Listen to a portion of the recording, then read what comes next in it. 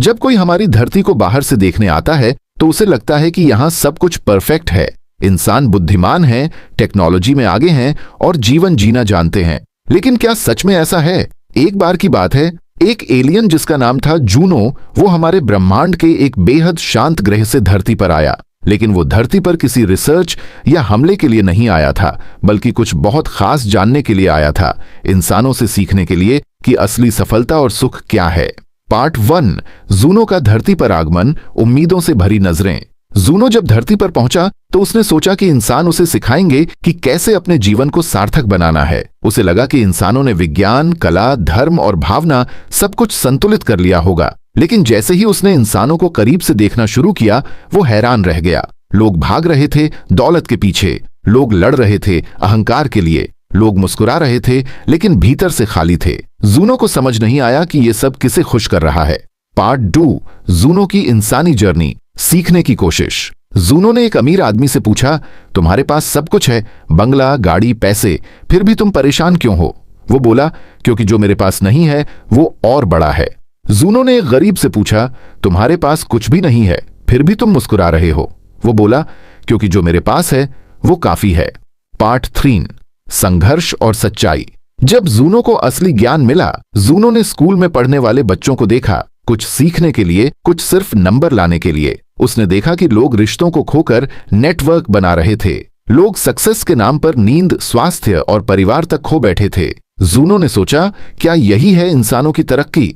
Part 4, साधु का ज्ञान, भीतर की दुनिया की ओर यात्रा। तभी उसकी मुलाकात हुई एक बूढ़े साधु से। जूनो ने पूछा, बता सकते हैं असली सफलता क्या है? साधु मुस्कुराए और बोले, सफलता वो नहीं जो लोग देखते हैं, सफलता वो है जो आप खुद महसूस करते हैं। जब आप भीतर से शांति में हो, जब दूसरों के चेहरे पर आपकी वजह से मुस्कान हो और जब आप बिना किसी डर के जी पाते हो। जूनो ने साधु से पूछा, तो क्या इंसान कभी सच्चे सुख तक पहुंच सकते हैं? साधु बोले, जरूर, लेकिन उसके लिए उन्हें खुद को देखना होगा, दूसरों को नहीं। जब तक वो दूसरों की दौलत, शोहरत और जिंदगी को मापदंड, तब तक वो अपनी आत्मा की आवाज नहीं सुन पाएंगे। जूनो चुप हो गया। पहली बार उसने सोचा कि शायद उसका खुद का ग्रह बहुत शांत था, लेकिन वहां जीवन का संघर्ष था और शायद संघर्ष ही इंसानों की असली ताकत है। जूनो ने पूछा, लेकिन जब इंसान दुख में होते हैं तो वो क्यों रोते हैं, क्यों टूट जाते हैं? साधु मुस्कुराए और बोले, क्योंकि वो सोचते हैं कि दुख अंत है, जबकि सच्चाई यह है कि दुख बदलाव की दस्तक है। अगर तुम सीखना चाहो तो हर दुख एक शिक्षक है।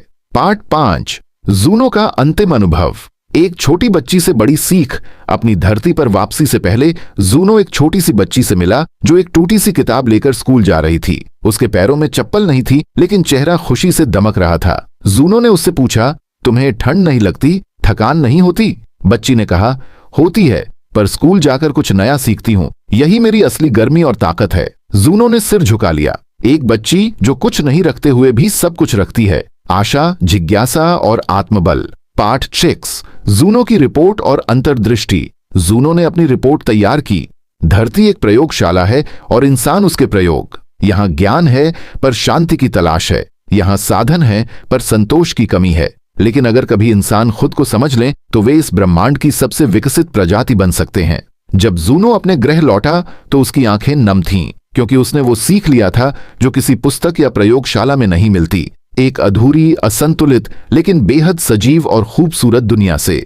उसने अपनी रिपोर्ट अपने ग्रह पर नहीं रखी, उसने उसे एक बीज की तरह बोया, ताकि वहां के लोग भी सीखें कि टेक्नोलॉजी से दुनिया बदली जा सकती है, लेकिन इंसानियत से आत्मा बचाई जा सकती है। अब यह कहानी तुम्हें सुनाई जा रही है ताकि तुम भी अपने भीतर झांक सको।